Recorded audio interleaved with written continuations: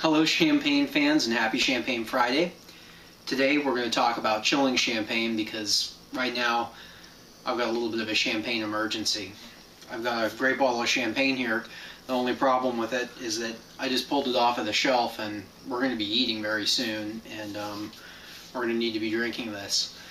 The first thing I'd like to talk about is the freezer.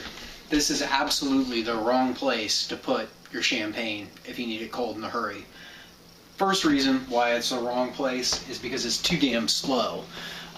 You put a bottle of champagne in the freezer, it's going to take more than a half an hour to get it cold. If you get it wrong and it freezes, you've just destroyed your champagne by separating the water out from the alcohol, which freezes at a much, much lower temperature. Cinnamon and I have drunk numerous bottles of frozen champagne at different folks' houses, and they don't taste very good, so don't do that. But the good thing is that in the freezer there's a lot of things that can help you out. One thing, if you've got a lot of time, is one of these jackets, which is our favorite way, once we have a bottle already cold, to bring it to somebody's house. These are, you slide them onto the bottle and it really travels well that way. If it's a sweltering hot day, it's a great way to keep stuff cold. These are available at K&L and at many other wine retailers. One of the niftiest things that we have was a little gift from Bollinger, and it's a metal container with a little styrofoam top on it that you pull off, and then you can slip this in. This works basically the same as that, unless you put water in it as well. If you put water in it as well, it's like an ice bucket. It works super fast. One problem with it, this bottle doesn't fit in it. So that's not going to work for what we're doing tonight.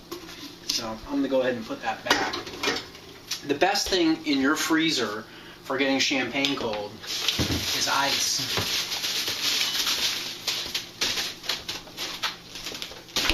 Now, for getting champagne cool in an ice bucket, the one thing that people do wrong the most often is they forget to put the bottle in first, making it very, very difficult to get the whole bottle into the bucket. So coming over, you don't have to have a fancy champagne bucket. If you don't have one, use a stock pot or a big bowl. That'll work just fine. We happen to have a few since we're in the business. So you stick the bottle in first, get your ice,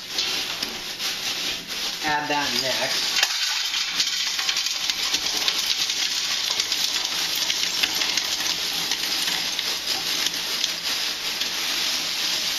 And then, if this is a champagne emergency, and for us it is, add water. Now, Keith, our Burgundy buyer, oftentimes is in such a hurry that he ends up also adding salt to the water. We've got a little bit of time, as our enchiladas are still cooking, but this way works really, really well. Now, if you take a look, I'm going to get this pretty full. I'm going to get it full right up towards the top of the bottle, and that's one of the nice things about having a purpose-built champagne bucket, is that you can get the whole bottle cold. Put this in here, and in 10 or 12 minutes, it's going to be cold and ready to drink. See you in a few.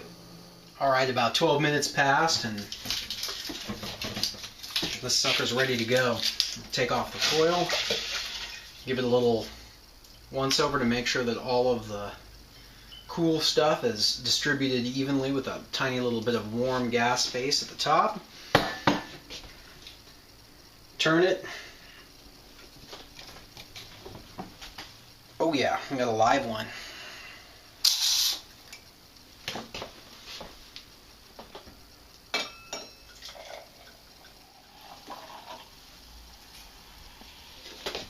Cheers.